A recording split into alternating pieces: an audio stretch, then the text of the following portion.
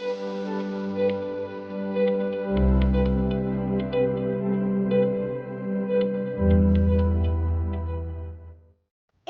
Box office ను షేక్ చేసిన మన మేకర్స్ ఇప్పుడు గ్లోబల్ మార్కెట్ పై కన్నేశారు. పాన్ ఇండియా ట్రెండ్ దాటి పాన్ వరల్డ్ రేంజ్ లో సత్తా చాటేందుకు రెడీ అవుతున్నారు. మన ఇతిహాసాలను ఇంటర్నేషనల్ ఆడియన్స్ కు కనెక్ట్ అయ్యేలా ప్రెజెంట్ చేసేందుకు నయా స్ట్రాటజీస్ ప్లే చేస్తున్నారు.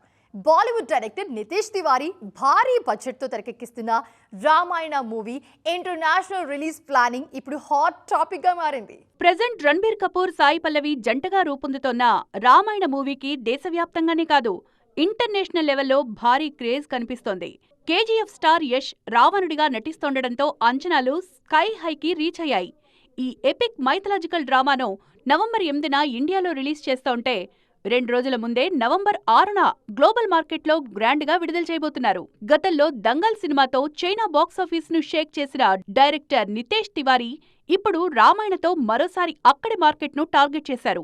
చైనా ఆడియన్స్ కోసం ఈ సినిమాను Ramayanam the legend of prince అనే సరికొత్త టైటిల్తో ప్రమోట్ చేస్తున్నారు. Hollywood legend Hans Zimmer music అందిస్తోండడం, Sony Pictures worldwide distribute చేస్తుండడం ఈ మూవీ ఇంటర్నేషనల్ అపీల్ ను మరింత పెంచేస్తోంది. అయితే చైనా ఆడియన్స్ కు చూపించే రామాయణానికి మన ఇండియన్ వెర్షన్ కు చాలా తేడా ఉండబోతోంది.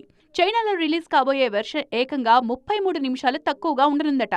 చైనీస్ వెర్షన్ రన్ టైం కేవలం 2 గంటల 46 నిమిషాలు మాత్రమే ఉంటుందన్న టాక్ వినిపిస్తోంది. China censor board strict conditions వల్లే మేకర్స్ ఈ నిర్ణయం తీసుకున్నారు. చైనాలో మతపరమైన అంశాలు, మూఢనమ్మకాలను ప్రమోట్ చేసే కంటెంట్ పై ఆంక్షలున్నాయి.